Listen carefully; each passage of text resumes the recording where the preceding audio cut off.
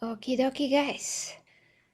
We are live. Hi, and welcome to this first ever If the Emperor Had a Podcast, episode 0, the pilot White Cars. So finally, we got to your requested, podcast, but it's so very long, and I do hope that it's very, very interesting because, we're gonna be here for a while, so grab some whatever you like, some zero-calorie stuff. If I could recommend, to drink something at least be 0 calories. And let's see this. But first, of course, let me see who is here. My dear Primarchs, at least half of them. Hi, dear Clayton. Dear Ivy, Irko is here. Wow. Hi, Irko. Zeriche, hello to you. How many Assassin's Creed Valhalla trailers there's gonna be? Optic! You surprise me. What is that? Oh, I have some new functions maybe, I see here. Never mind that. Dark Kite to you. Tudor! Okay. So, Harry, is Helios okay? Yeah, hope you had a great day. Shenanigans! Shenanigans, okay. Yes, let the shenanigans jazz hello to you. Whew. So, we just gonna see this because I can't wait, and plus you're like, oh, Gary, podcast. I'm like, okay, wait for me to just finish the text-to-speech, which we did, and now we just wait for episode 30. So we have the Vox and the podcast. So we already started the Vox, and now we start the podcast. Let's see. Oh boy.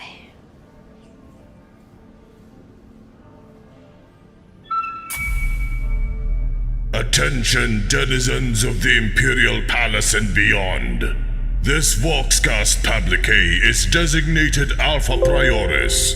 Continue your operations, but listen well to this very important announcement. Thought for the day. Heresy has 6 letters. You are always 6 letters from damnation. Okay. Oh boy. Is it Tom? Who's tapping the Vox halo? The on button shines green, so I would wager yes, my lord. Sass me again, and I will throw you through the roof. Oh, look, there are ambience options on this thing. What are the options? Rain and thunder, wind in trees on an agri-world farm, low-key high gothic chanting, a crackling fire, distant cybermastiff barking, empty cathedral white noise, real actual ocean wave sounds, server hilarious. farm humming, artificial space noise, and clown cavern ambience. Oh, definitely not that one. Activate them all, and see what it sounds like. Activate them right, all. Except the last one, of course. Oh. We have reached the pinnacle of relaxing ambient sounds. Father, this is distressing. What was the... I cannot hear a thing. I am not a thing. Please, turn this horrible noise off. I shall turn it down, my lords. That will do. Now that we have set an appropriate mood, how about we begin? Yes. Sirs, defenders, wardens, workers, and sycophants of the Imperial Palace. What is Greetings sycophants? to you. I am an Imperial Fist. You may call me by my newly designated wall name. Adorable. Do not do this. Together with me are 2 tribunes of the Adeptus Custodes. Most suggestive salutations to you all. A pleasure. and your lord, the Emperor of Mankind. That is I. He has forced this menial servant boy into holding a voxheller into the Sanctum Imperialis in order to relay a message. Say hello, boy.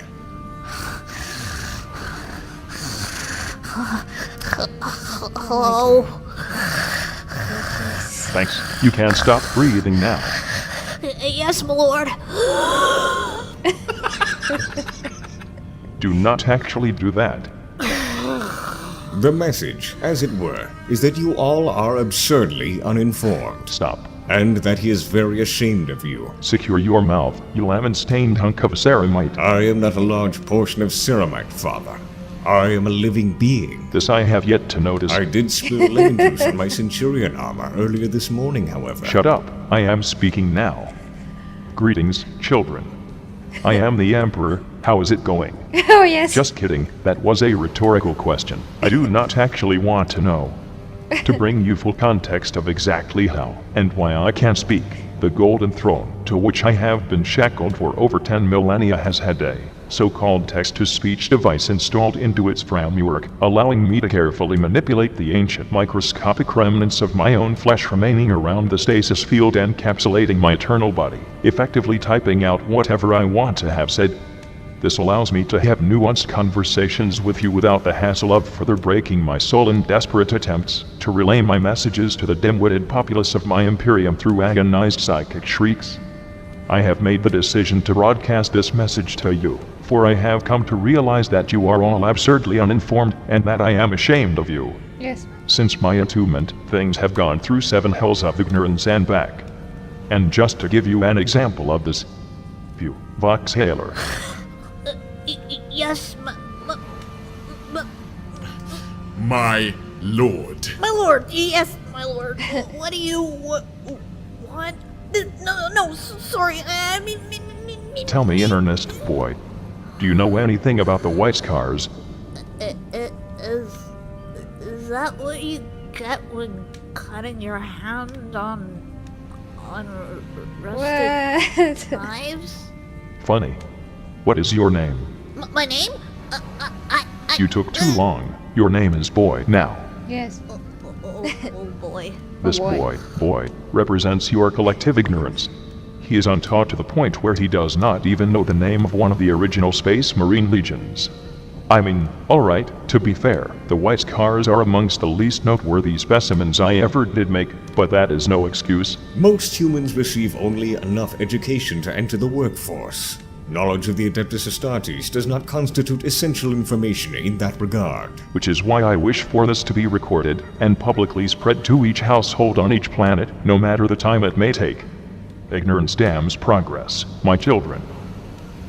Yes. I shall provide context for why you are alive. This is ironic, coming from you, father. I do not care in the slightest. So, what we are doing right here, right now, is that we are covering the history of the White Scars because they are an important subject for the Imperium at large to know about, apparently. It is not about the importance of the subject matter. Then, what is it about? It is about quelling ignorance, however small it may be. And because I just read several accounts worth of history about the White Scars of all things, and I need a pick-me-up in the form of biased venting. All right, my veiny vocal cords are tense, taut, lubed, and loosened, my lord. Where exactly should we begin? It depends on exactly how unknowledgeable we should assume our listeners currently are. Let That's us so interesting. assume... very. Right. To clarify, Space Marines are big humans stuffed with extra organs and muscles, typically Stuffed. wearing powered space armor. We are really assuming the worst. These Space Marines, along with all other fighting troops in our Imperium, are in a never-ending war against aliens and other undesirables in order to keep you, your neighbors, and your entire planetary population breathing. They are a primary reason why you and your entire ancestral line even exists. This is also why you work long, unfulfilling days in factorums, out in the fields, inside the mines, stuck in the district medicais, or wherever you may be doing your duty. Through your servitude, you are contributing to the fight. You are aiding in our continued existence, helping us in our quest to obtain mankind's solemn birthright. And that is why we are here specifically talking about the legendary and exceedingly rare Space Marine strike forces only employed in the most dire situations, and not about, say, standard planetary defense forces that you, as a bog-standard Imperial worker, might have actually seen once or twice. Well, to be fair, compared to stories about their local planetary defense forces, telling stories about the fabled Space Marine chapters would be loads upon loads more exciting and, what is a better word for marketable? I can tell you, listeners, that I am such a space marine. The Emperor, my father, who is right over there in his throne, made Right over 20 there. legions of space marines circa 10,000 years ago, in the 30th millennium. Among them were the Imperial Fists, such as I, as well as the White Scars, who are our subject matter. Well, to chip in, each of these Space Marine legions, or Legio Astartes as they were called in High Gothic, were led by what you should probably know as a Primarch. You know, the Emperor's sons. The reason you all celebrate Sanguinala? A Primarch is a Space Marine, but bigger.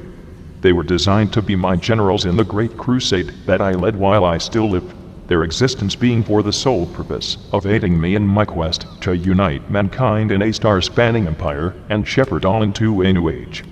Unfortunately, fully half of my creations along with their Astartes legions turned against me under the leadership of one Primarch you should know as Oh, goodness! Oh, my ears! Holy sh**. What is this infernal noise? It came from the Voxhaler, father. What in the absolute Explain, serf! I'm really sorry, my lord. The voice hailer was designed to censor any words not sanctioned by the Adeptus Ministorum. Well, that is a load of sh**. Why the would they do this to me? Someone needs to be punched right the now. How dare they define Stop it! I demand you turn this censor right off. I'm sorry, my lord, I can't. What do you mean you can't? I'm Do sorry. you want me to suffer more than I already am? No, never. I would never. Oh, I'm feeling ill. Then turn those awful hell horns off, you fucking boy. There's no option to turn off the sensors. I'm so Sorry. I'm sorry. Please. Oh my god. Oh, Jesus. Goodness gracious! Oh my. The Ecclesiarch is going to answer for this. Oh, yes. Perhaps you could use this as an exercise in not overusing profanity, father. Go yourself, Rogel. I believe that is biologically impossible, and I've yes, only it- seen Lorgar do that with extensive genetic modification. Is there an option to censor everything Rogel says of her? Yes. I am adorable. You are most certainly not. So, My lords, He's might I very suggest subtle. we do not get too sidetracked? We have barely even started speaking of the White Scars. Most people in the Imperium have an attention span as large as the margin of error on a warp jump. If they do not listen, they will be sentenced to a vacation on the White Scars' home planet. which is exactly the planet that we shall be discussing today?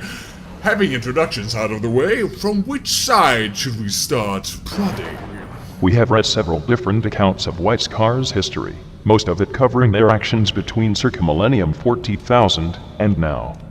What were the titles again? Let me check for you. Let's see here. Oh, right. Well, we have the 5 different Codex Space Marine records. Yep. Apparently edition 3 through 7, albeit I never did find edition 1 and 2, so that was kind of odd. But then we got the Index Astartes 1 record, the chapter-approved Book of the Astronomicon, and lastly the Hunt for Voldorius record. Which record should we begin covering? Might I suggest the Index Astartes book? It did contain a detailed record of the origins of the White Scars Primarch, Jagatai Khan, honored be his name. It yes. was quite an interesting read. If by interesting you mean sleep-inducing, I might just agree. You do not sleep, father. You are in perpetual pain. It's almost as if you're an eternal pain glove cranked up to 11. Thanks for reminding me of every second of my existence. You are welcome, father. I am surprised you forgot. Permission Ow, loud noise. to begin, my master. Go right ahead. Index Astartes 1. Oi. Right, so, the Index Astartes book. Well, let me pick it up here. The Index Astartes book starts recording the galvanizing history of the White Scars from page 40 and onwards. It begins by stating that the White Scars are only rarely recorded in history, and even when they are, the text is based on the words of the White Scars themselves, and thus embellished and exaggerated. The only way for them to make it interesting. I like how it brings up two examples of how Jagatai Khan, honored be his name, came to land on Mundus Planus, and how one is correct and one is absurdly wrong. I think it's pronounced Mundus Planus, actually. I think Mundus Planus sounds funnier. It is exceptionally plain. Yes, well, one legend states that he traveled there from Terra by himself as a youth, apparently. One cannot go in space travels when one is but an infant. Well, it is technically correct if you take into account that he did not travel voluntarily. The other example is uncannily correct, however, Oh yes, the other one says that he was abducted as a baby. which he was, by the foul gods of chaos. Yeah. Well, I guess that one makes sense. Why am I even surprised? The most amusing part is that right after giving these two examples, it goes on to state that the truth is likely somewhere in between those two myths.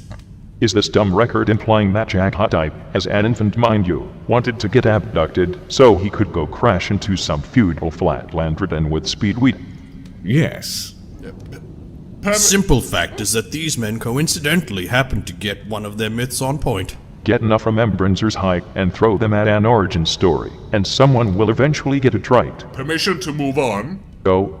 Yeah. Right, that so took the record long. goes on to tell us that the Khan arrived on a world within Segmentum Pacificus that is called... Segmentum Pacificus being the imperial space to the galactic west of Terra, by the way. Yes, the planet is called Mundus Planus. Mundus Planus. Will you shut up? Officially by imperial cartographers. But to Jagatai Khan, honored be his name, it was known as Chogoris. It truly speaks to the banality of this place, that the imperial cartographers decided to name this planet Plain World. Father, you must realize though, this name is bland. The world upon which humanity was first founded is called, and I quote, dirt. Fuck you. It then goes on to say how fertile the world is with lush greenery, soaring mountains, and azure seas. Truly, a feudal wonderland straight out of the old fables. Not nearly enough gold and factorums. Yes, right, The well. planet of Chogoris was, well, as you said, my king, classified as a feudal world, having just invented gunpowder. The majority of its settlers living in an organized aristocracy under a ruler called Palatine. That is such a weird, unwieldy name. Good thing he died. Oh, oops, spoilers. You know, could have sworn Palatine was a rank amongst the Sisters of Battle. Weird coincidence. Voxella, do you know what an organized aristocracy is? A food? Oh, No. It is a form of government that is ruled by a small group of wealthy, powerful individuals. So, does that mean the Imperium is an organized aristocracy? No, it is an imperium. Sorry, I'm dumb. So, this Palatine apparently had highly disciplined and well-equipped armies, well, for a feudal world. Armored horsemen and infantry in high numbers won every campaign Palatine launched, so they had effectively conquered the entire planet with the big exception of one area called the Empty Quarter. Calling a big portion of land a quarter is a strange decision. Calling it empty when it is filled with savage tribesmen and horses is even stranger. I am certain many a family picnic ended horribly out there. So, here is where the story really begins. We have not even begun, and I am already sick and tired. Apparently, this book is now citing passages from another record called The Great Khan of Quanzhou, penned by one of Jagatai's honored generals by the name of Okadai. That name sounds familiar for some reason, but more to the point, why did you not bring that record with you? Because we do not think it exists. We could not find it anywhere. So much for sourcing. So, Jagatai Khan, honored be his name, first landed in the vast, wind-blown steppes of the Empty Quarter, west of Palatine's empire. As you said, nomadic tribes of savage horsemen roamed these steppes and had done so for centuries, following a cycle of seasonal migration from pastures in the summer to protected valleys in the winter, always living in simple tents. How anyone can live with such a gold deficiency has always been beyond me. Gold is not a required sustenance for survival, Father. You say that like it is a fact. It is. No. No.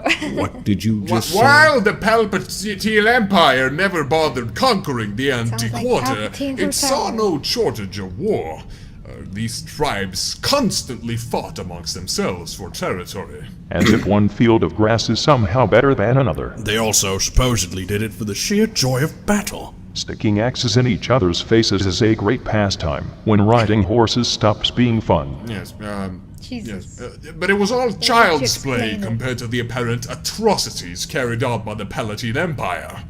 The record claims that based on the blood rituals the nobles of the Empire performed, Imperial scholars believe they were worshippers of the Chaos God. Oh, it happened to me now. Gives even more credence to Jaghatai for murdering them. Right, so Jagatai landed near the so-called Krunan River, where a man called Ong Khan found him. Honor goes to Don Khan for not trying to eat this crash-landed infant upon finding him, I suppose. I do not think there have been any records of these tribesmen being cannibals, my lord. You are right. Honor goes to Jaghatai for not eating this weird horseman instead. The joke is that space marines eat human flesh at times. Oh boy. It is one of the funnier genetic quirks I came up with. That quirk happens to be recorded in this Index Astartes book, incidentally, on page 4 to be specific. Sourcing is great. E-boy always does it. Anyway, move on. Oh, right. So Ong Khan Hey, was given the you honor of have to say. adopting this glowing child into his tribe, the Talskars believing him to be a gift from the gods. Of course he fucking did, damn it. Ow. Since he was young, the tribe had claimed there was a fire in his eyes, which is a Talskar term for being a great warrior. Having fire in one's eyes is not a Talskar term. It has been said for centuries. If Jagati had fire in his eyes, he would not be a great warrior. He would be dead. Yeah. While Jagatai was still young, exactly how young we are not sure, but an event known as the Blooding happened. Raiders from a rival tribe called the Kuraed stuck their axes into Talskar faces in a vicious, dishonorable ambush, slaying his adopted father. Well, he did not stick around for a long. It was funny f***ugh my ears for food. I am angry with the current state of events. Anyway, Jagatai, already the greatest warriors amongst his tribe, and bearing many, ritualistic scars of courage. Because having a ritual where you cut deep to scar yourself is a great idea when you live on a filthy feudal world where a simple infection equals death. Yes, basically, he became popular amongst the Talskars and Primarch, led so. them into battle against the Kuraed tribe, racing their village to the ground and slaughtering them all, bathing in their blood and mounting the head of the Kuraed chieftain above his tent. These events were to shape the Primarch into the man he would become, a man of fierce honor, loyalty, and ruthlessness. As a disclaimer, just because Jaghatai Khan is a Primarch that you all should look up to does not mean that you should go slaughter your neighbors and raise their heads up high on your Hayab block. Yeah, sure. You hear no? that, boy? Yes, my lord. I will not savage These the enemy glasses tribes, needed. my lord. Unless they are Xenos, of course. So anyway, after the killing of the Kuraed, Jagatai swore to bring an end to the wars between the people of the steppe. He now sought unity of purpose, and for his efforts, he was elected Khan of the Talskar tribe. After this, Jagatai started subjugating and conquering the other tribes, forcing them into his ever-growing army. Ah, he had his own little great crusade out in the fields. Like father, like son, eh? We should call it the Small Crusade, for it was very small. Very good, Lord Adorable. Please do not call him that. Anyway, moving on, The army he amassed was named the Mathuli, which is a Talskar word for irresistible force. He made military service mandatory and combined warriors from different tribes into the same units as to break up tribal association and rid his army of segregation. Wise. He promoted his warriors purely based on their abilities, giving each person due respect if they could prove themselves worthy of it. As long as they were capable of growing a stringy mustache, they were probably good. So, 10 summers after the mustache, cooling of the like Hitler, Kurand, yeah. while his armies were migrating in preparation for the coming winter, a freak avalanche came blasting down the slopes, taking Jagatai and many of his tribesmen with it, down a cliff. Was it fire? Jagatai survived, of course. No amount of snow could kill a Primarch. Yes, oh yes, instead of dying, he was harried by a hunting band from the Palatine Empire, incidentally led by Palatine's own son. Needless to say, he flipping died. Smashing. What was that word you just said? Look, I am desperate here. That disgusting Voxhaler is making me take drastic measures. Hilarious. Please, keep doing this. Frick you, your actions have consequences. Speaking of consequences, Jagatai Khan, honored be his name, slaughtered the son of Palatine and his band, mutilated the last survivor, tied him to his horse, hung the decapitated head of Palatine's son around the neck of the survivor, and sent him back to Palatine with a message. Wow. People of the steppes are yours no longer. Nothing says get off my grass fields like being sent to your brat's head on Horse Express. As a result Horse of this, Express. Palatine was outraged, and soon as summer came, marched out with his army, intent on wiping out the barbarian tribes. It was too bad he faced Jagati Khan, infinitely more cunning and resourceful than an old aristocratic cultist. In the Valley of the Khans, on the Long Sun Plain, Palatine's empire met Jagatai's Mathuli. He met his defeat faster than Jaghatai tribes. That is really fast. Really fast. Really fast. Fast. Since Palatine's army was accustomed to hand-to-hand combat, they did not stand a chance against Jagatai's hit-and-run tactics. Palatine instead retreated back to his capital city and hid like a little baby. This is really starting to sound familiar, eerily so. So over the course of the next years, Jagatai's army started overrunning Palatine's lands, besting armies, storming walled cities, and slaying its nobles. They had no choice but to either surrender or face total destruction. Apparently it was said that these devil-faced savages were supernatural demons, spelled without the A here, there to exact divine vengeance for the sins of man. I feel that thought process did a 180 with the whole demons exacting divine retribution thing. In the end, Jagatai and his armies reached Palatine's stronghold of Kaphasta. Jagatai demanded Palatine's head on a spear, or he would leave no stone standing. Within an hour, a group of meek nobles crawled out of the city's gates and gave Jagatai what he desired. After this pathetic defeat, the honored Khan's power stretched from ocean to ocean, the largest empire the planet had ever known, conquered by a single man in less than 20 years. The small crusade was a great success. But even though he now ruled over a vast area, he knew that his people had no real desire to rule such a realm. His motivation was to reunite the tribes and exact vengeance on Palatine. Nothing more. Maybe it wasn't as great a success as one might have thought then. Well, while ultimate power rested with the Khan and his generals, they did not have any developed concept for ruling settled populations. They simply wanted unity. That is about the time that I arrived. As you well know, my memory is fractured, but this book claims that I made landfall and met Jaghatai Khan for the first time since his abduction. We met in his zen little mountain palace called Kwanzo, where he dropped to one knee in front of me and swore eternal fealty to the Imperium of Man.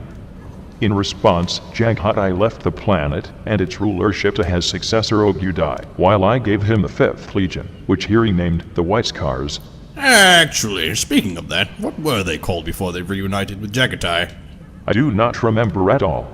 Yes, but, ignoring that. After reuniting with you, my Emperor, he of course continued to use the lightning-fast tactics that he had made use of upon Chagoris, and used them to great effect right to the very end.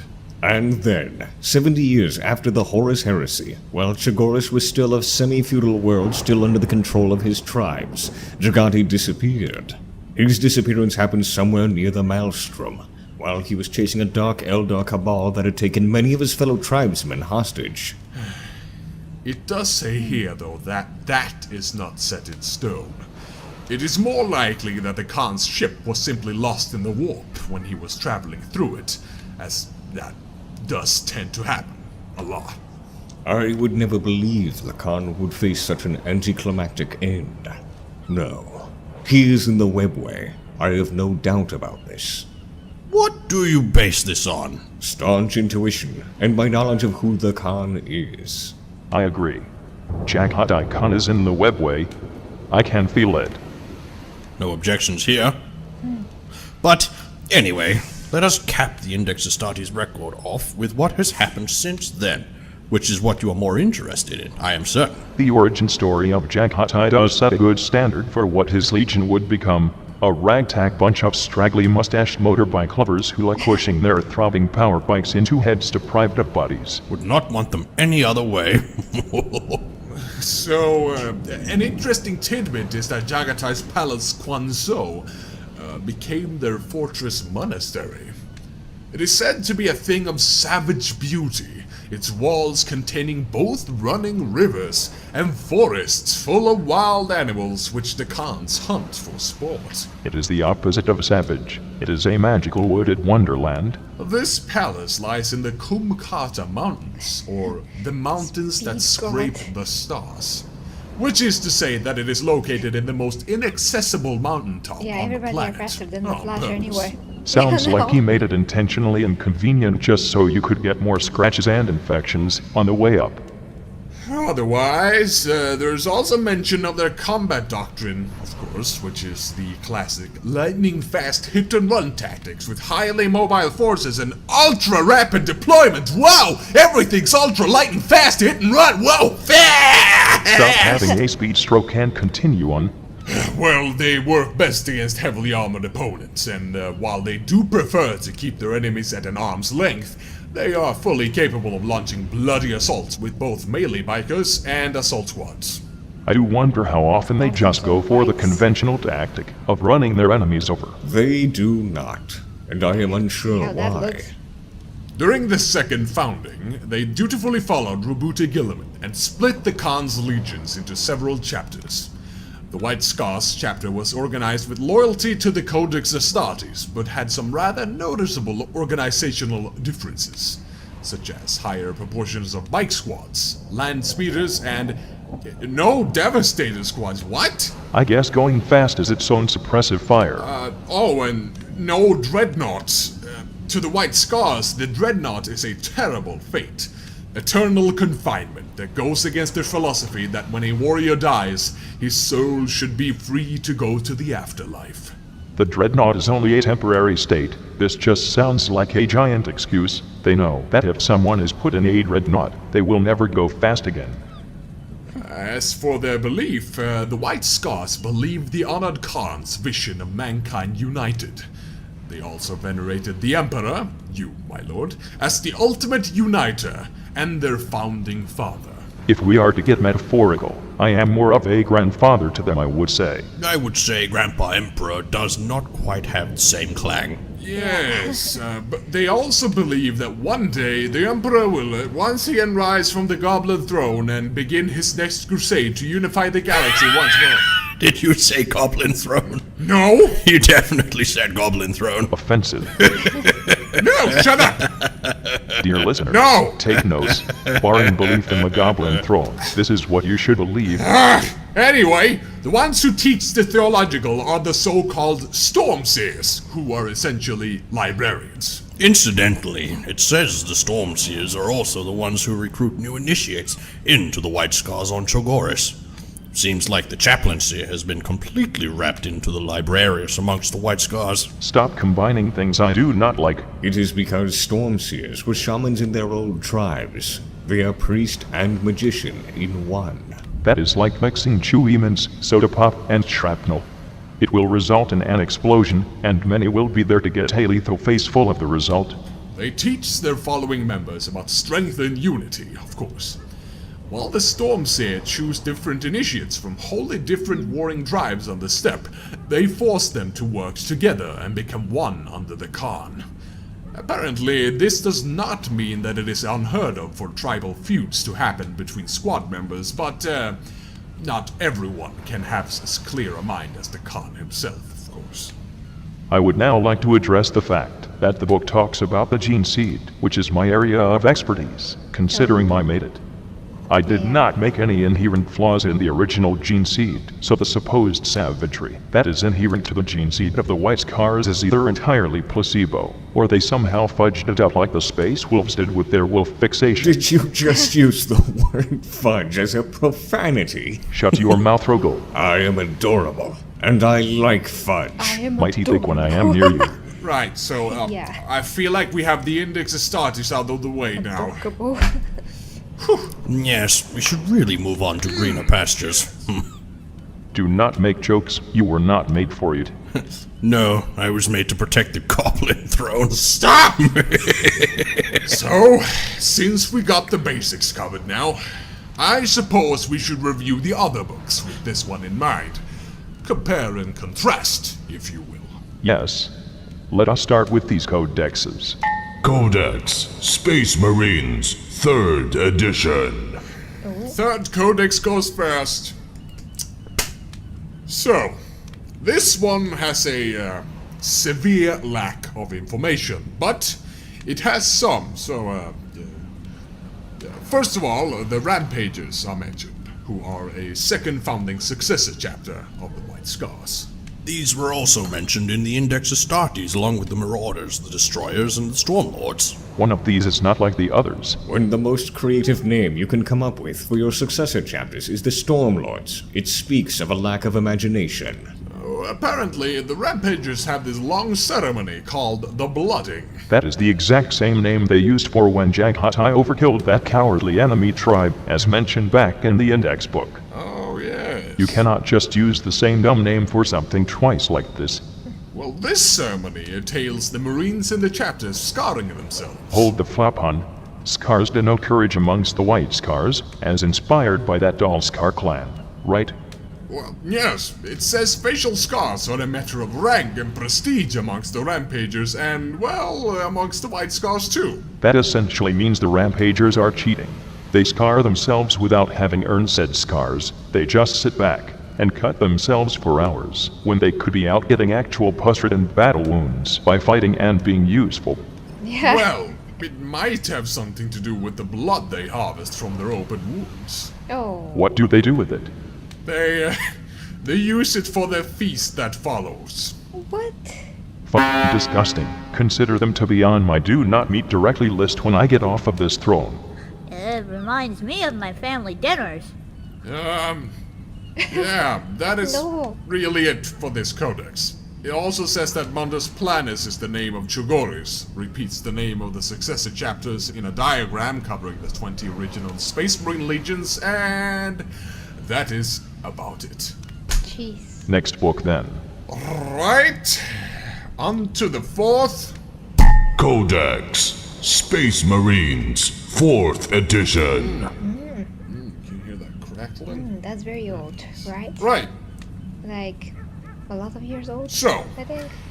here we first of all have the exact same 20 original legions diagram I just mentioned when covering the third codex to start off with. It is exactly the same, barring some changes in the spellings. Secondly, we have another diagram over the Codex Compliant and Codex Divergent chapters, and the different advantages and drawbacks of each. Should be interesting.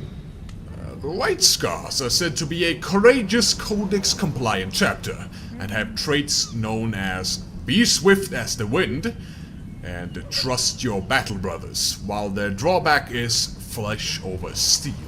So they are really fast. They have trust in each other, but they do not like wearing helmets. Exactly why was this written down? I can see all that by just looking at a picture of them. That is almost it. But the flesh over steel drawback has in actuality to do with their lack of facilities to deploy a lot of vehicles, like Predators and Land Raiders. I am fairly certain a chapter does not need their own facilities in order to get a hold of some tanks, when you have Forge Worlds in almost every system. Perhaps they prefer not to use those vehicles because they are too slow? That makes more sense.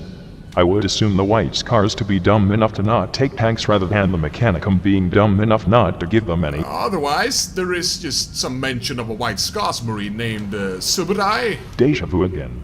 who was on a pilgrimage to kill orcs and died, but honestly, it is entirely irrelevant, and we should move on.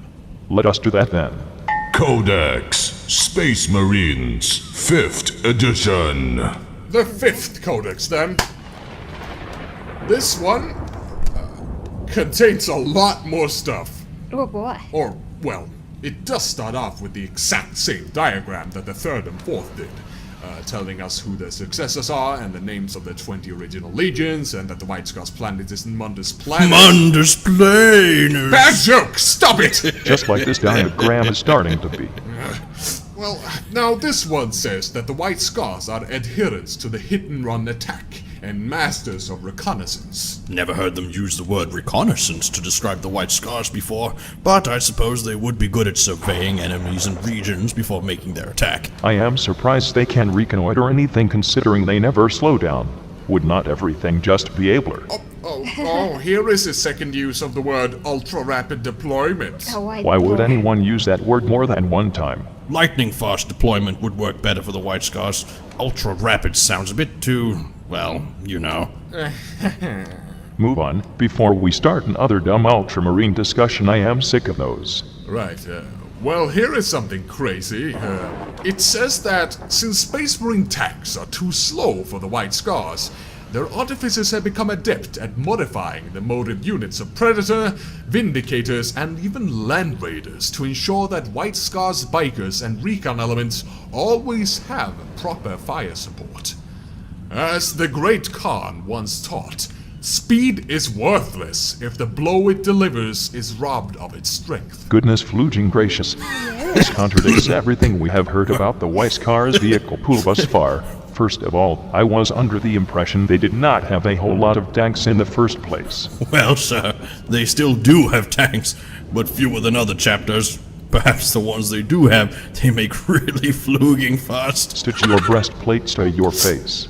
But then my nipples would get cold. You cannot make tanks fast. Tanks do not eat food in the first place. Okay, now you're just really reaching. If the Mechanicum wanted them to go as fast as the White Scars are making them, they probably would have already. Yes. Well, a big part of the Mechanicus are fairly conservative regarding tinkering with technology in such a manner. I was going to say, if these White Scars artificers managed to make a straight-up improvement to those 3 different tanks, why would they not send these schematics to the rest of the Imperium to use as well? But now I see it might just be the Mechanicum being bags of tremendously stubborn rubbish. If we assume the White Scars didn't just make them lighter and faster by stripping significant parts of their hull off of them, the improved schematics were probably lost in some backlog. Yea, bureaucracy. Moving on, it says here that the White Scars' favorite opponent to fight are the Orc cults of speed, or the Saimhan Wild Riders. I can only guess why. They love murder racing. Of course they do. Ultra-rapid murder racing. I would not be surprised if they carry out rituals in which they send out their weekend crippled on a bike to ride down a cliff to an ultra-rapid demise.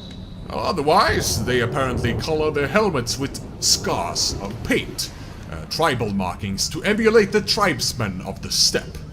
Oh, and it also says here that they call normal Space Marine helmets, biker helmets. Everyone else calls that a avoid getting shot in the head, you dumb idiot helmet. To be fair, pretty much every single chapter, regiment, division, and order in the Imperium and beyond has soldiers refusing to wear helmets for reasons we have yet to figure out. looking at you, adorable. I will not yeah. grant you the honor of a measured response, because while you do wear a helmet, your skin to armor ratio is 90 to 10. Well, hey, we have just about the most eventless job in the galaxy. Making the rounds in the palace is a lot easier when wearing naught but leather and proverbial body gloss. You are insane and need psycho indoctrination, and perhaps several weeks in the pain glove. Oh, here we have our first mention of the hunt for Voldorius. Oh boy. The hunt for Voldor. It does. We will get back to that when we cover the record in and of itself. Goodness, that Voldorius pronunciation sounded like you were about to puke, my master. This text-to-speech device is awful sometimes, but it fits considering the subject matter. Right. So, that leads us to the first ever independent Marine recorded in these books. That is not Jagatai Khan, honored be his name. The Honorable Corsaro Khan. Oh yes, he was the one hunting in the hunt for Voldor. It does. I suppose he deserves his own page for killing the most pathetic demon prince I have ever had the pleasure of hearing about. Corsaro Khan is the 51st individual Master of the Hunt, which is a honorific that has been passed down since Jagatai Khan presumably made it up, being entirely unique to the White Scars. So I suppose the rampages, marauders, destroyers, and stormlords do not have it, as it in the end is all in all a waste of a rank. This is true. His duty is, above all, to seek out the chapter's adversaries that have, somehow, battled them and survived. They consider those enemies to be a scar, if you will, on their honor, and they cannot be allowed the glory in this small victory. As if there is any to be had in the first place. So, every 25 years, the White Scars hold the Rites of Howling, in which the Master of the Hunt is dispatched to seek out and, of course, bring back the head of one of these adversaries. This fascination with heads is disturbing. Yeah. To be fair, the Imperium is littered with skulls already, is it not? Those have at least been cleaned and bleached. They just take the head with all the flesh and fibers included. Quos? So, Corsaro Khan, being the honored Master of the Hunt, is sent out on one of these operations and is not allowed to return before his prey has been slaughtered. Wow. He then returns with their head as proof of the kill, and the White Scars celebrate with a moonlit feast. After that, he gives the head over to the head chaplain who... Wait. Excuse me. Head chaplain? So they do still have a chaplaincy then? It is not wrapped up into the librarius? Talk about redundant. I suppose the White Scars just need a lot of encouragement from many different sides, or something. Wait, no, I just realized. You said head chaplain, right? Oh goodness, he did. Oh. It is verbatim. A head chaplain. A chaplain dedicated to the collection of heads. At least they serve a purpose other than being a so-called spiritual advisor. Why do you lean in on the Hailer so much? Because I need to emphasize how terrible the decision is. Well, very well. So, what the head chaplain does is that he takes up a heated brand and burns the ice out from the dead skull while the hymn of vengeance is sung. Afterwards, they eat the ham of vengeance. Do they hold a grudge against this ham for smelling bad? Why the fudge do they not just throw the head into an acid bath to cleanse it of all the flesh? Why do they have to make it so unhygienic? What if he brings back a head, and with it, some awful alien virus that spreads across the planet and kills its people? They still live on a feudal world. Besides famine, childbirth, and moving, disease is the greatest threat. The head chaplaincy needs to think this through. Well, after that is done, the head chaplain masks the head in silver and mounts it on a lance along the path leading up to their fortress monastery, alongside thousands of other heads whose owners have met the same fate. Would be a nice place to take your partner. Oh, It right. reminds me of Now the we Xena will go episodes over in the sixth China. codex, which contains more information than the last ones. For better or for not better. Codex Space Marines 6th edition. Is Oh, the that looks diagram alright. still there? Yes, it is still the same. It lists the 20 original legions, their successors, and Manus planet, their home planet. All is the same. Good. I would have almost been disappointed if it was not. So, here it mostly tells us of things we already know. They are hunters without peer, their savage visage is feared throughout the galaxy, and oh boy! They use ultra-rapid deployment to ensure that the foe's first sight of them is the last! Got the rule of 3, gentlemen. Now we will remember it forever. Yes! I am so happy this has happened. Woo-wee. So, anyway, here we have a mention of Mandus Mandus Planet Plane. and Chigoris being one and the same, which is the first clarification of this we have had in any of these codexes. It then goes on to describe the White Scars as fierce, honor-scarred warriors. I thought the scars denoted courage, not honor.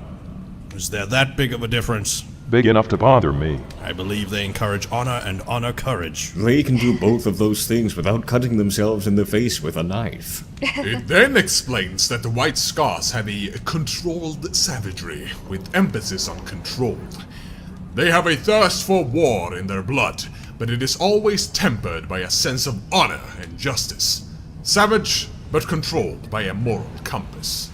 Like space wolves, but with discipline and a fixation with fast instead of wolves. It then goes on to claim that Jagatai Khan, honored be his name, perfected his favored method of lightning-fast hit-and-run tactics on Chogoris with his nomadic cavalry warriors, which is both parts strange and impressive considering they only had horses. Perhaps the horses of Chigoris have 16 legs or something. Perhaps the horses of Chigoris ate the speedweed. It then, of course, mentions that the Khan was present during the siege of the Imperial Palace, but also that they were at the forefront of the Great Scouring after the Horus Heresy, chasing the traitor legions into the Eye of Terror, where they preside to this day. I wonder if the White Scars persist in their hit-and-run tactics even with their space vessels. I wonder if their artificers have made their spaceships go faster. I would not be surprised. Next up, it says that during the second founding, the White Scars embraced the Codex Astartes, of course, and have ever since adhered to it, but alongside it have always maintained the long ingrained traditions of their own culture, such as apparently calling their companies brotherhoods, referring to their company captains as Khans, and calling their chapter master the Great Khan, as was mentioned in that Astartes book. Do not forget how they call their librarians storm seers, how they put chaplains on full-time head duty, how they barely use tanks, dreadnoughts, or terminators, and how they use excessive amounts of bike squadrons and land speeders instead. The only thing they are not doing is legion building, which is less a guideline in the Codex Astartes and more a galactical legislation. So, being Codex compliant basically pertains to not legion building according to this record. Whatever else the Codex Astartes says is just guidelines and dumb fluff. I realize I have been scammed. I only had to accept the no legion building proposal. I never had to review his book. I am now angry. We shall deploy ultra-rapid criticism against him and his book when he returns. I now feel fully justified in my last wall protocol. Anyway, between the different brotherhoods of the White Scars, there exists a strong sense of rivalry. The Khans of the different brotherhoods often end up competing in tests of martial skill for the honor of leading an attack. So they have a giant competition about who gets to die first. Wow. Good. That is the best kind of rivalry. Oh look! They called regular Astartes pattern helmets biker helmets again. Does the Codex say anything about wearing a damn helmet even off a bike? Because I feel it needs a section for that specifically dedicated to the White Scars. Do you really think they would even see that? Good point. They have probably never even read it. And now for something completely different. We got some information on Kwanso, the White Scars Fortress Monastery, aka their headquarters for those of you who do not know what a fortress monastery is. It is a city-sized fortress with great adamantium gates, feasting halls with marbled walls, heavily hung with many a trophy taken by the White Scars. The fortress has massive void shields to prevent aerial bombardments, and is armed to repel attacks from land, air, and space. Interesting. For offensive purposes, it has enough ordnance to flatten an entire hive city, as well as a massive macro laser known as Khan's Fury. Oh, so cool. Their librarius is a lightning-racked spire, where Stormseers study lore and chronicle deeds and events, as well as proceeding over the chapter's astropaths, so they can communicate with the Imperium at large, as well as the White Scars who are out on the hunt. They forgot to mention the big old fortress forest. I wonder how much of it is fortress and how much of it is forest. Moving on. Each brotherhood, of course, has loads of bikes and land speeders, but their infantry squads are apparently almost always born to battle by fast vehicles, or gunships. Gunships have not been mentioned in their roster before, but it does make a lot of sense. Aircraft does go fast. Oh, interesting. It says here that a few White Scars dreadnoughts actually do exist. Good or bad, depending on the situation. Only in the direst of circumstances do they enter service as, to the White Scars, spending an eternity sealed within a dreadnought, to, and I quote, never again feeling the rush of air whilst hurtling towards the foe with a blade in hand. Also known as to never go fast again. Is a truly horrifying notion. Does this mean each significantly wounded Marine that does not want to get put in a box gets taken behind a shed? Maybe they have a retirement monastery in their fortress forest where they get pumped with artificial speed. I believe they call it the Emperor's Pace. The joke is that he replaced peace with pace, and that giving someone the Emperor's peace is the act of euthanizing dying Marines, while pace is a synonym for speed. Thanks Yes. for explaining my joke to the people in the back. Yeah, thank you Right. for being so literal. So they do have dreadnoughts, but they never use them, as you cannot hit and run with the dreadnought. You can only hit. Hit and waddle more like. As it said, my lord, only in the direst of circumstances does it happen. Why do they not just make land speeder dreadnoughts? Or give them treads? Still no artificers or facilities on the planet, sir. What's that? Replacing their legs with treads should not be that hard. Treads are not fast enough. That would be dreadful. I will shun you for that. Moving on, here it says that while the White Scars are savage, they are actually highly intelligent tacticians and masters of fieldcraft. Each brother draws on their savagery, but not to the point of being a berserker like an orc or a cornet or a space wolf, but instead as a quote-unquote finely crafted hunting spear delivered with focused precision of a master predator. Being a finely crafted hunting spear does not translate to being a highly intelligent tactician, nor a master of fieldcraft. It means you are a spear. That is well made. Spears are not even that savage. Actually- Cutting off a head with a spear would not be worth the effort. What they do, however, is plan out their strategy in depth and formulate plans and contingencies before their strike, as to deal as much damage as possible. So, they ask themselves, how fast can we potentially go, while still seeing our targets decapitated? Yes, that Yes. is pretty much it. Sounds about right. And now we come to this massive White Scars timeline, recording a lot of what I assume to be major events that have happened since, well, not that long ago, really. It begins in 742 Millennium 41, when the Damocles Crusade happened. The White Scars were assigned to the crusade in Damocles Gulf as to lead a ground assault against the Tau invaders on the world of Daleth. So did they win? It does not say. What a useless timeline. But I suppose it is good to know how they have been deployed in the past. What is next? Yes, in 755 Millennium 41, they were assigned to the Sabbat's World Crusade, in which the White Scars, along with the Iron Snakes chapter, joined other indistinct Imperial armies to fight a long campaign against the forces of Chaos. Oh, goodness. Damn it. Okay, we need to come up with a good word for that in order to bypass these revolting censors. Coas. I replaced the A with the O. Coas is good. So, they have fought the forces of Tawa and Coas. Very good. What next? What's a Choaz? Do not worry about it. The Lycanthos Drift campaign happened, apparently, in the aftermath of something called the Fourth Quadrant Rebellion. So the White Scars came to aid a desperate call to arms to defeat the invading forces of Coas. Right. So far, they have mostly just fought together with other units. It is good to know they can coordinate with other Imperial forces, but I am not yet convinced of them being capable of working on their lonesome. Well, in 813 Millennium 41, the White Scars' third company, I assume they mean Brotherhood, were ambushed on the world of Canovar by legions of Necrons led by Hemisor Sandrek and Vargard Oberon, who I assume are Necron overlords. Over 50 battle brothers were slain and Corsaro Khan was taken captive. Did you say 17 Khans?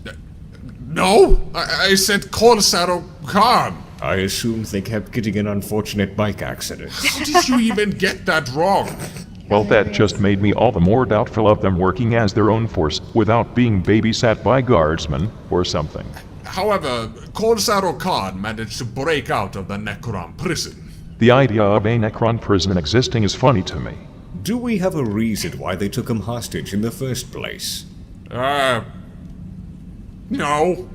As father would say, what an assortment of male genitalia. What a surprise. The boy can learn.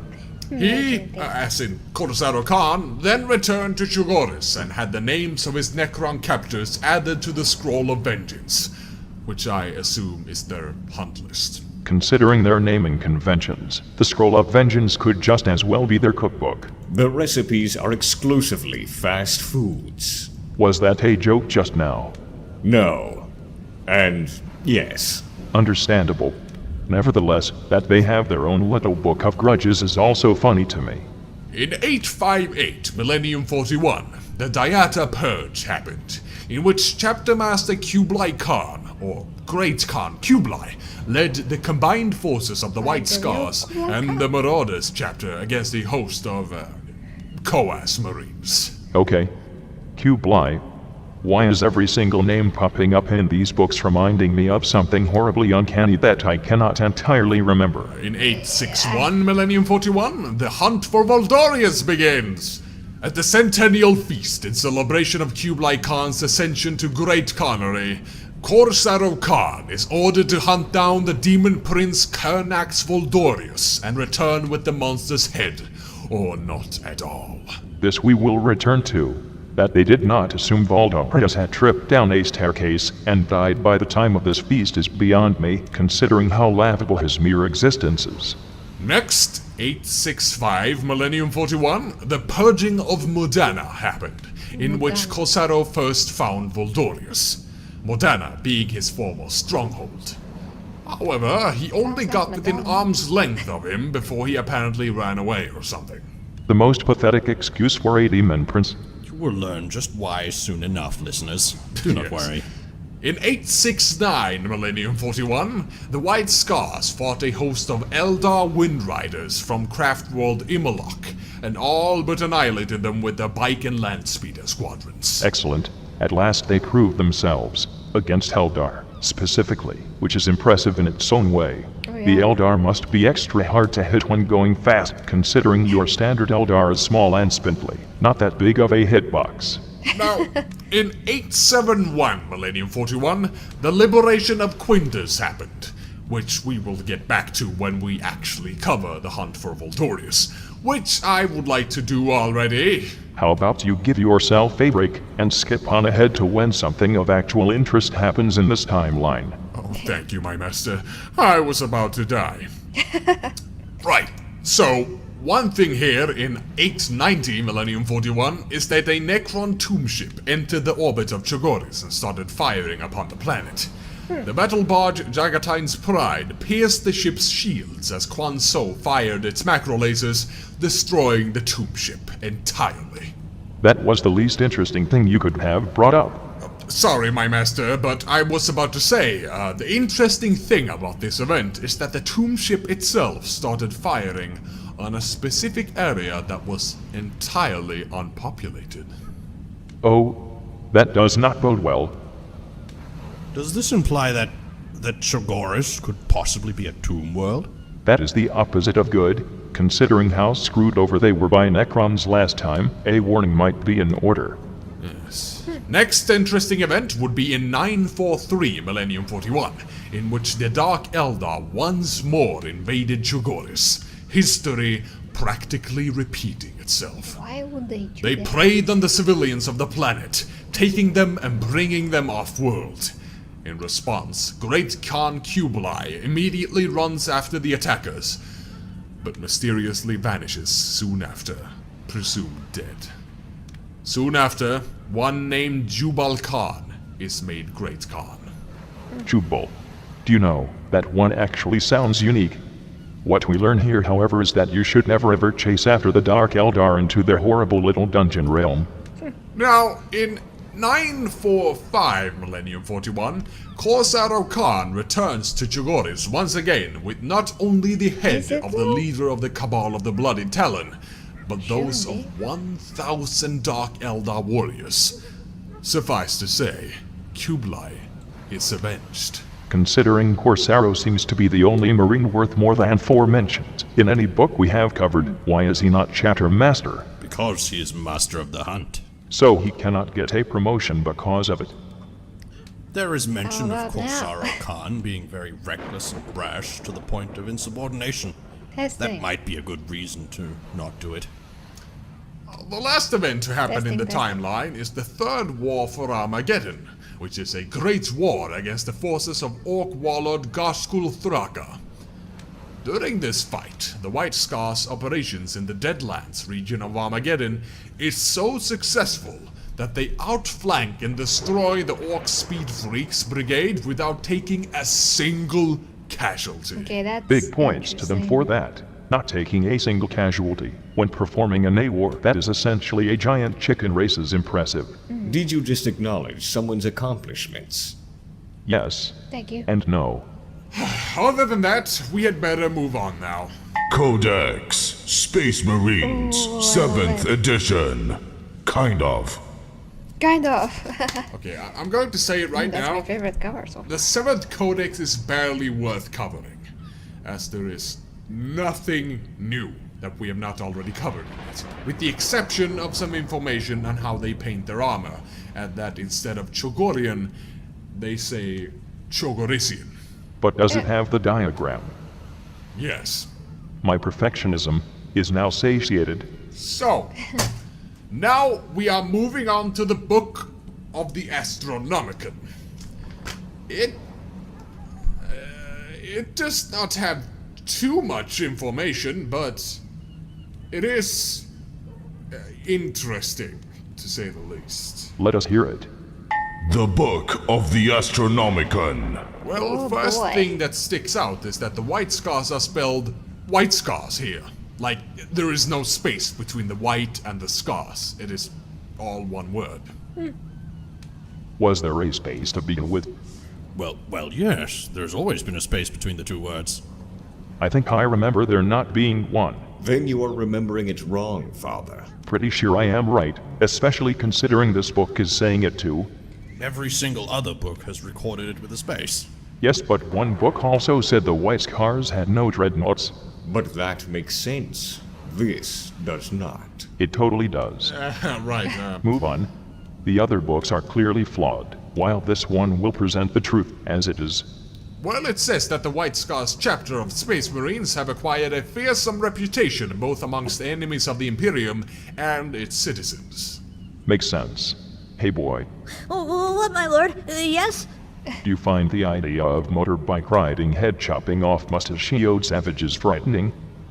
My lord, I don't know what a motorbike is. I will Oh. take this as a yes.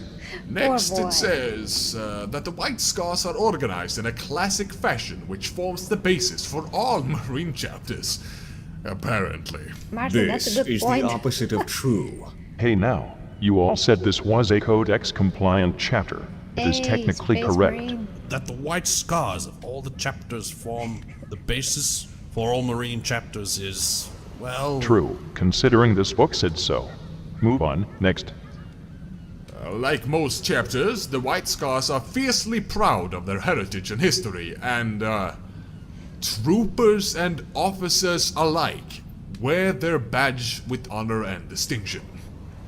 Troopers and officers. No other book informed us about the fact that the White Scars used rank names like troopers and officers in amongst their loony tribal made-up names like Khans and Brotherhoods and Storm Seers. Very respectable. This book makes it sound like the White Scars are guardsmen. Just because guardsmen are doing something correctly does not mean you Astartes cannot do that exact something correctly too.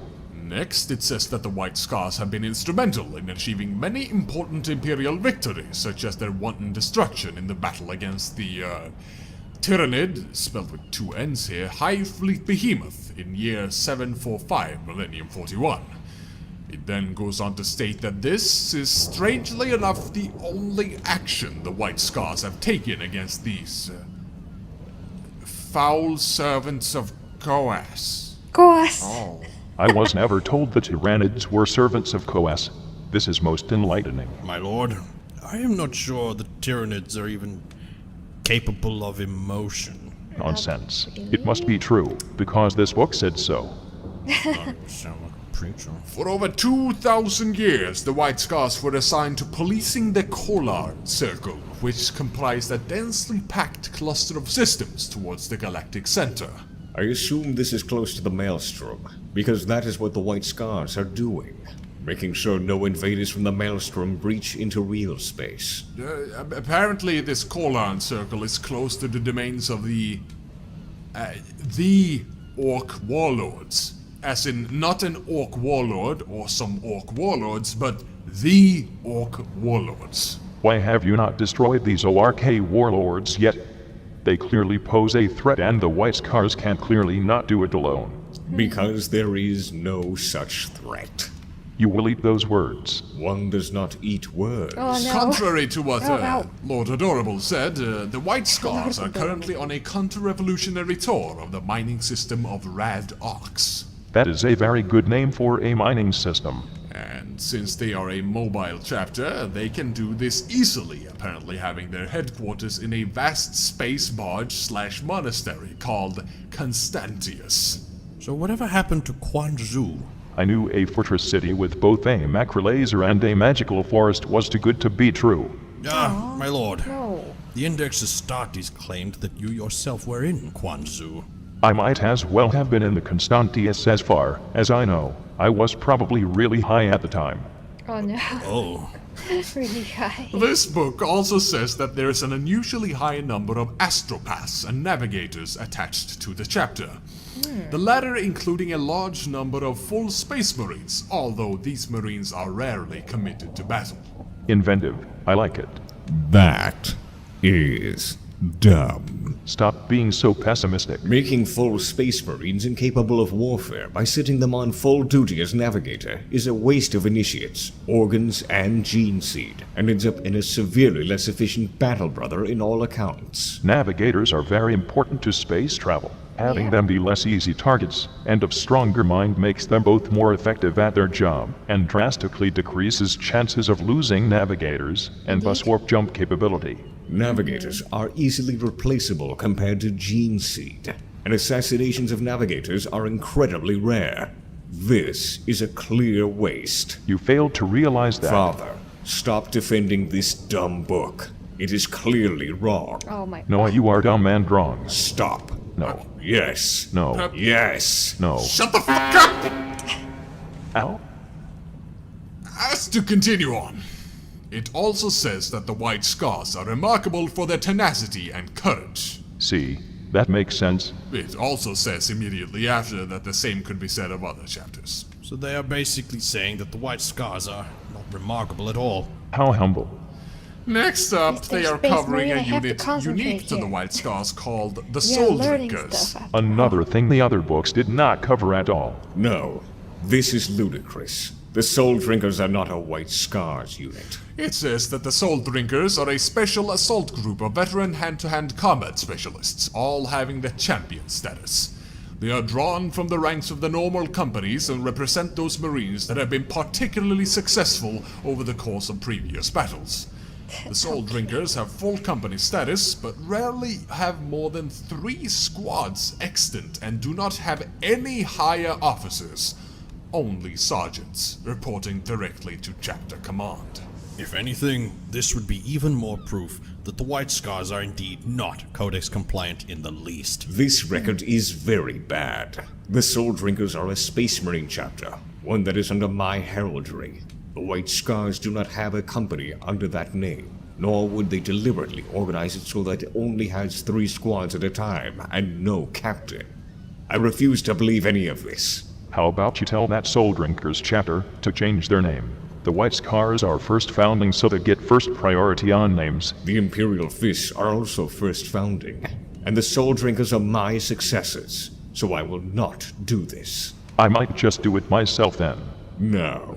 In other news, No. these White Scars also have a specially upgraded squad called the Cobra Squad. These are equipped with jump packs, and it's under the direct command of the company lieutenant, and will be supported by jump pack equipped medics. Equipping your medics with jump packs is quite a good idea if you attach them to a jump pack squad. They are called apothecaries, not medics. Medic is faster to say, which Yes. fits the White Scars perfectly. Bad record. Bad. Company Lieutenant isn't faster than saying, what even is a Company Lieutenant in a Space Marine chapter? Is it a captain? Something under captain? Whatever it is, it must serve a good role, since they elected to have them. Right, that is it for this record. It was the best one. It was the worst one. We will now move on to the last record we have available, which is, of course, the Hunt for Voldorius. The hunt for Voldorius. Whoa. We will now move on to the last record we have available, which is, of course, well, the Hunt for Voldorius. Now, what is That's worth the mentioning thing. about this record, right off the bat, is the fact that it is very odd. Totally. The events recorded within the pages of this tome are so specific, so daunting in their attention to detail, that it is almost as if it was written by a creature of omnipotent knowledge. It is like a story out of some fantastical tome of fables containing such insight that it could only have been recorded and written by an external figure, which is impossible. Yet, it seems like it is. Yes, the events are covered very thoroughly, so we will quickly summarize what happened in the story itself. The events have apparently been recorded by a figure known as Andwaihuari. It chronicles the story of Corsaro Khan. Who is of course the one we follow through the record, because he is the only White Scar that seems to be worth mentioning. Yes, he has just been sent out on a hunt to chase down the vile demon Voldorius, so that his head may be brought to the Hall of Skies and encased in living silver, his name struck from the Scroll of Vengeance.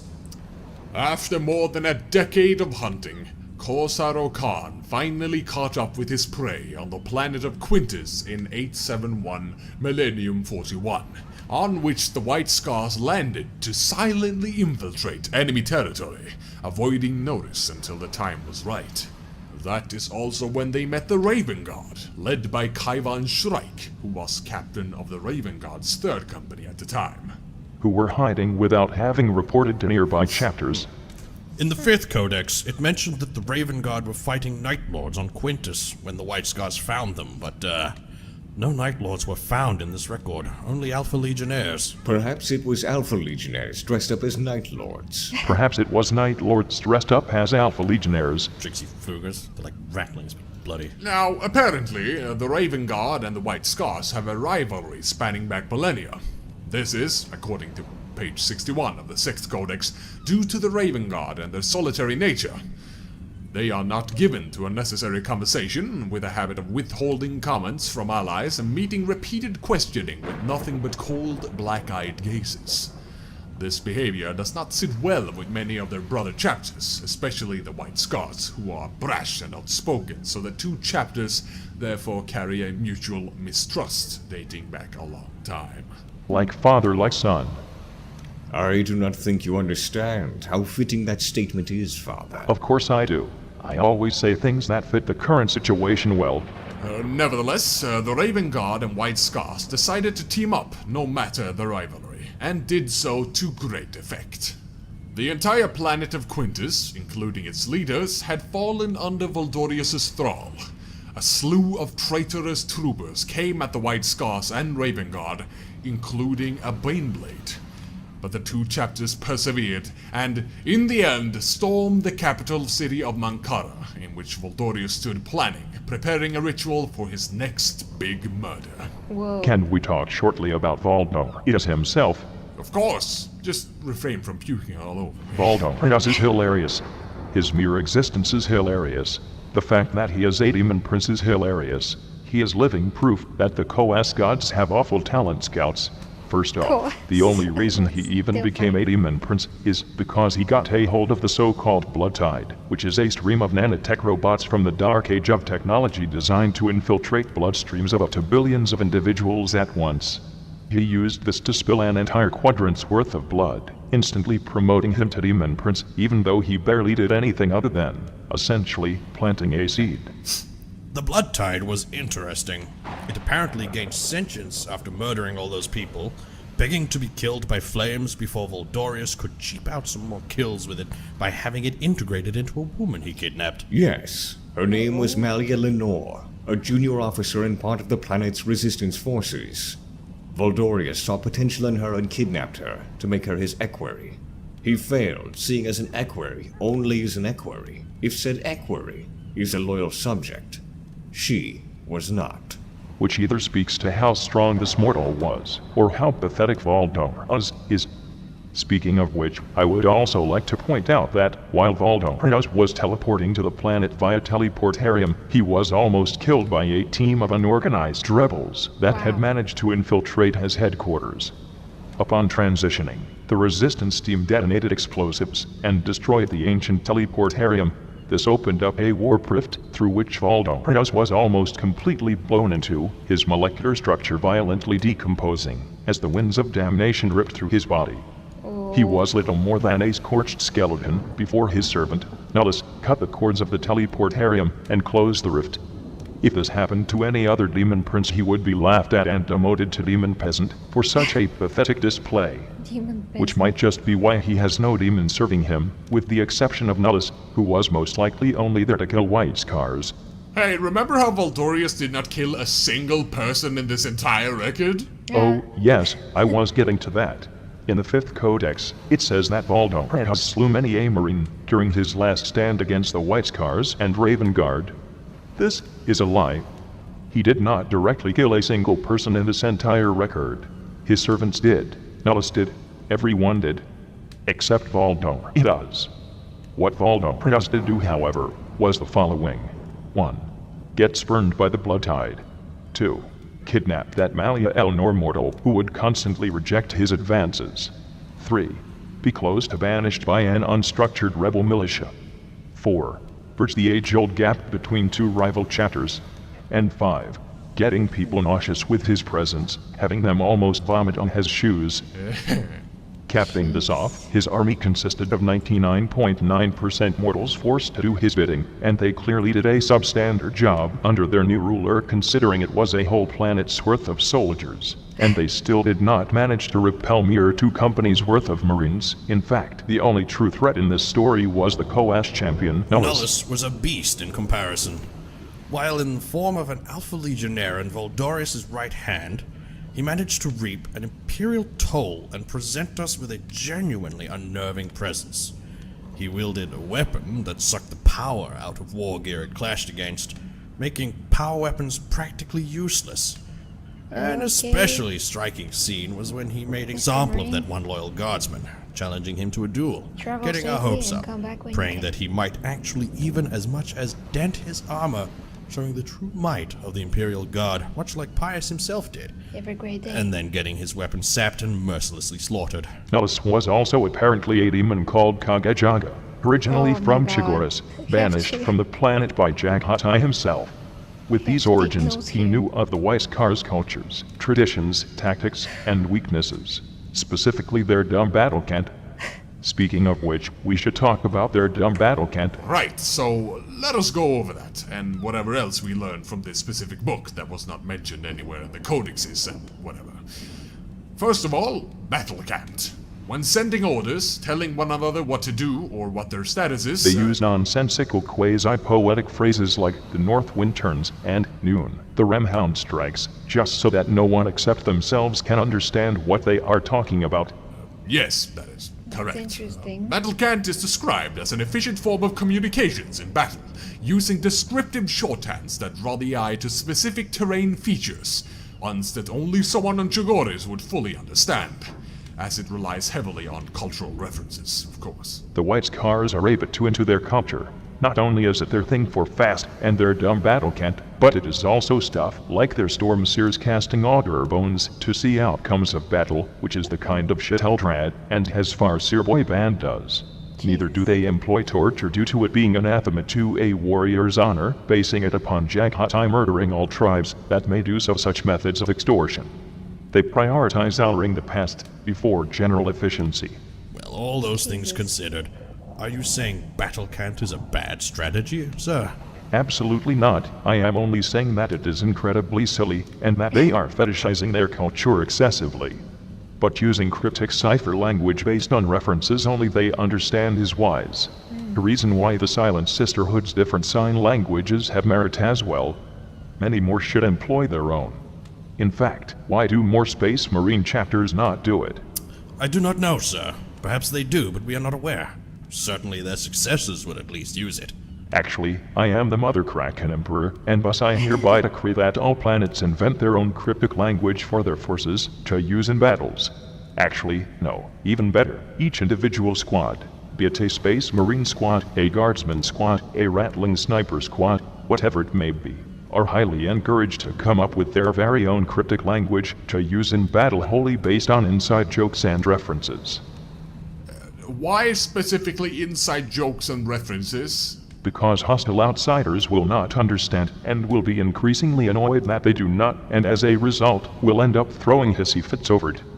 It is what you call psychological warfare. Do you not reckon that this strategy would be confusing for other squads if they work closely together? Not if the regiment in and of itself has its own cryptic language to use in such a situation.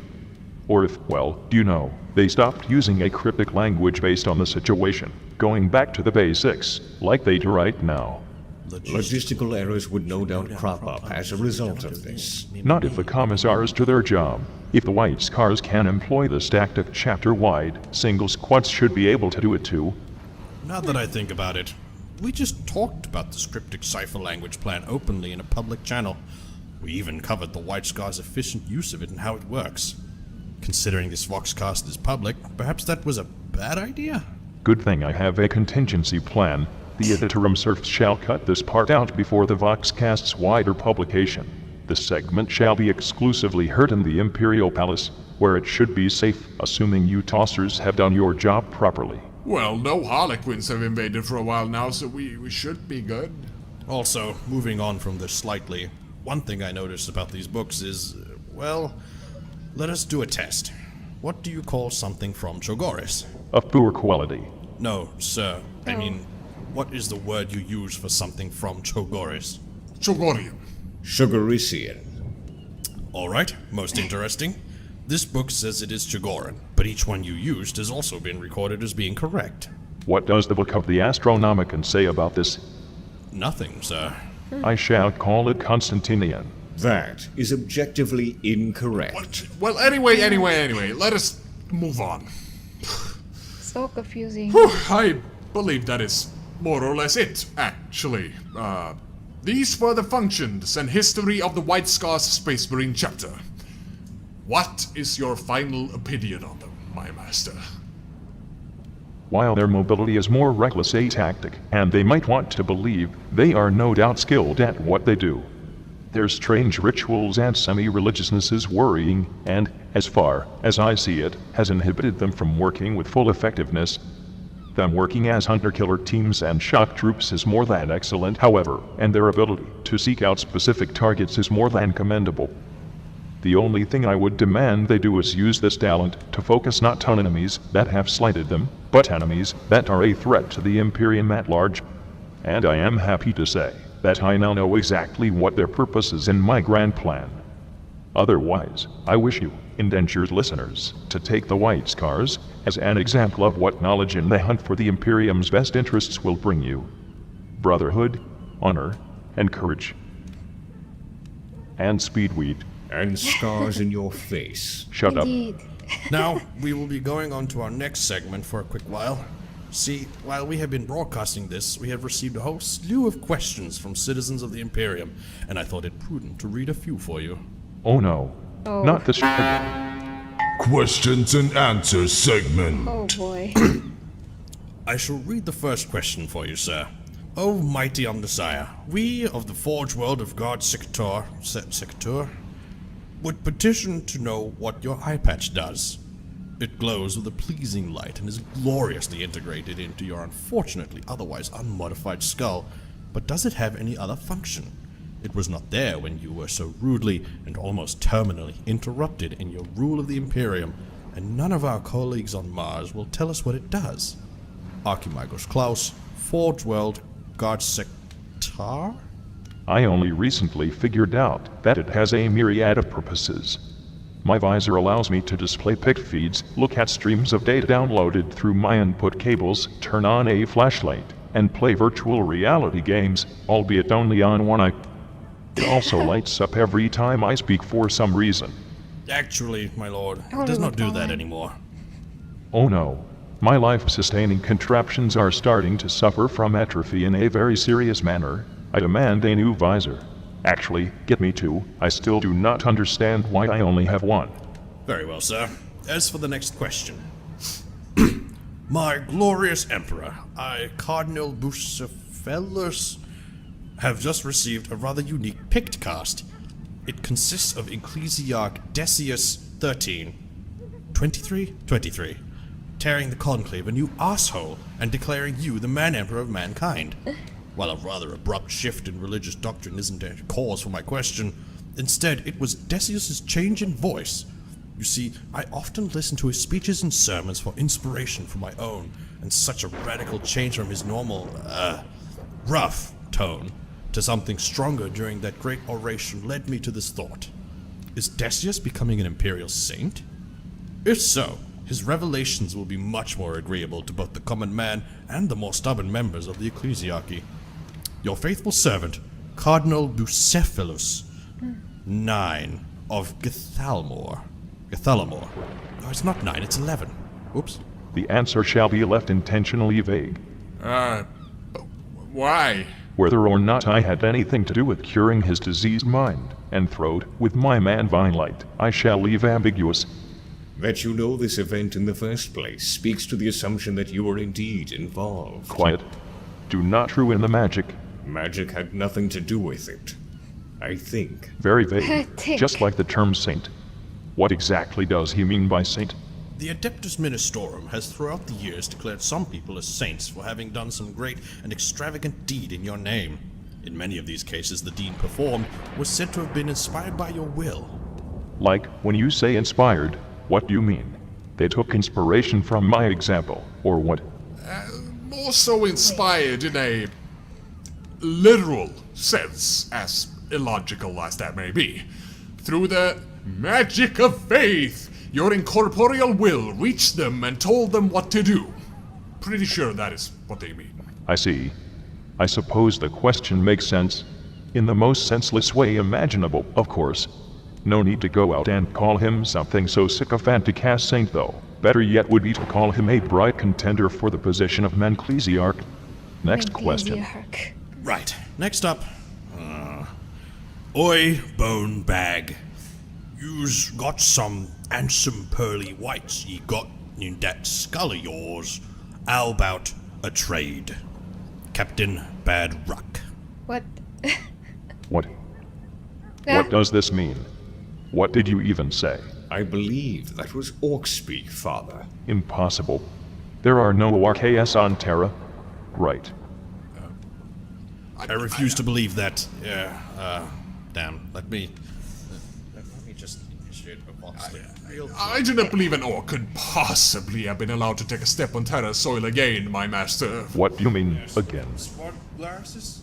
Would you mind Oh, checking the yeah. skies to see if Terra's got in a second mood again?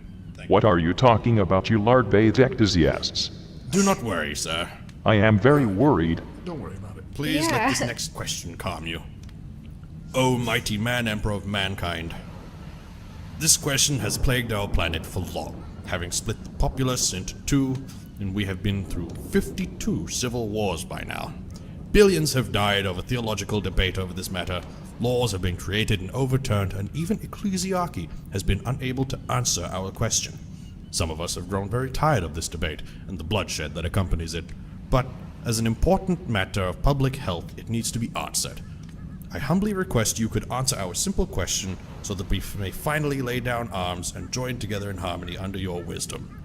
When you brought our planet, Eridanus V, back to the Imperial fold during the Great Crusade, you gave our governor an order. However, that order has been lost to time, and we have been unable to solve the mystery until now.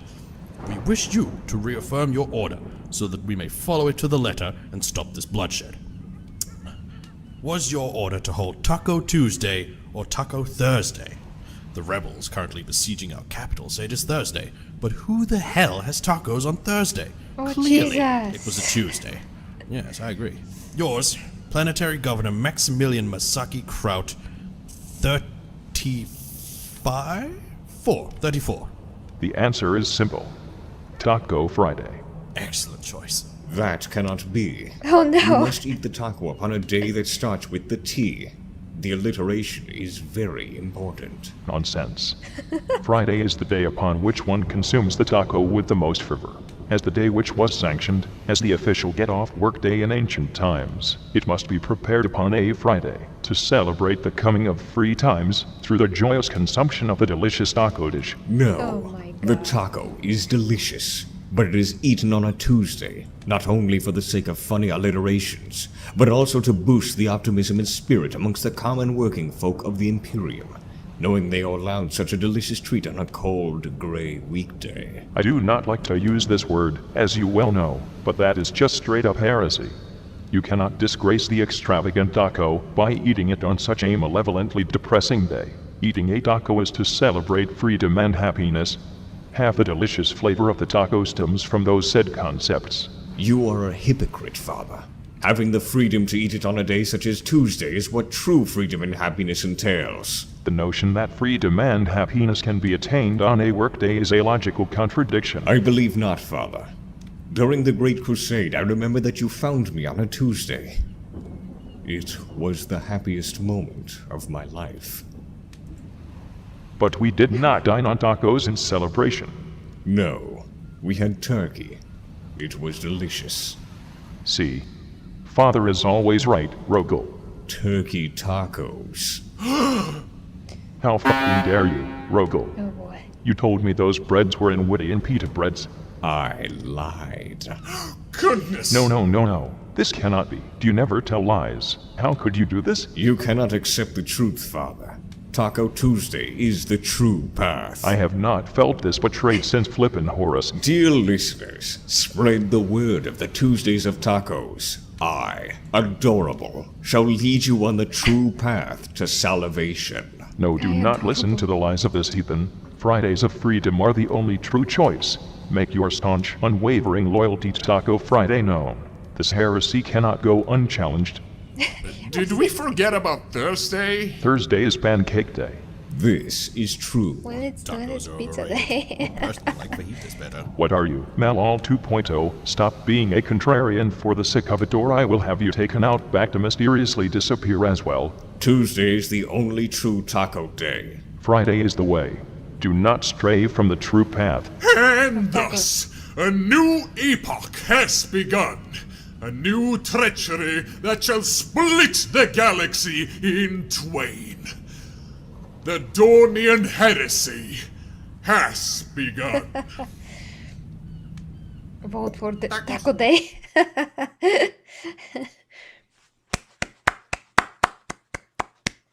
Yes. Oh, Jesus. Okay, first First time ever. First text to not text to speech podcast. That was interesting to say the least because we are learning stuff. At the same time, we are, yeah, we are just very entertained here. So amazing conversation, especially most importantly, what we learned about the white cars was that well, white cars is now written together. Well, all of a sudden, no, I'm kidding. It's the tacos. Oh my gosh. Whew.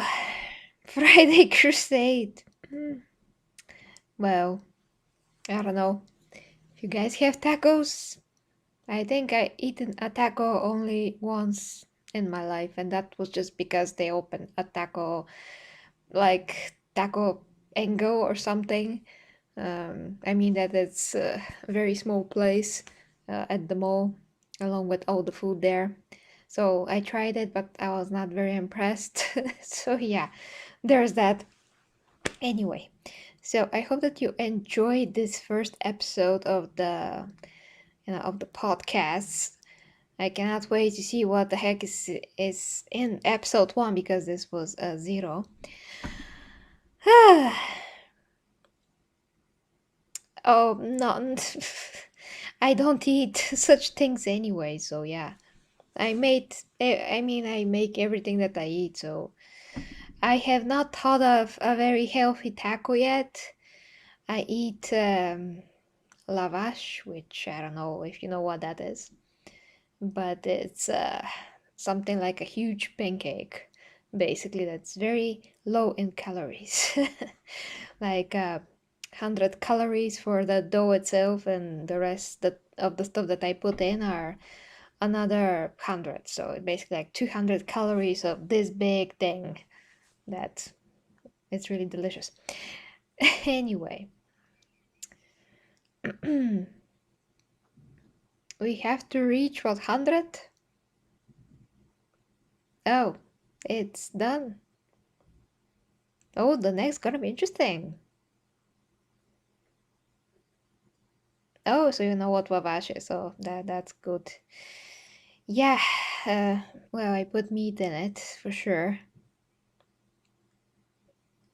Ah, pleskavica. Kebab is probably kebabche, you mean? That's in Bulgarian. Burek. Burek is like banica. I don't know if you have banica in your country, Nino. Pleskavica is something like a big, big meatball, but it's very like spread out. So it's not the ball, it's like a pancake of meat. It's the best way I can describe it.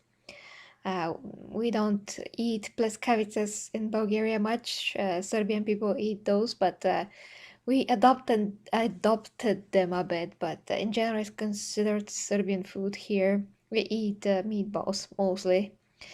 Yeah, döner. We love döners, but they're very high in calories. So yeah, I can always make my own version, which is twice as less, but same size.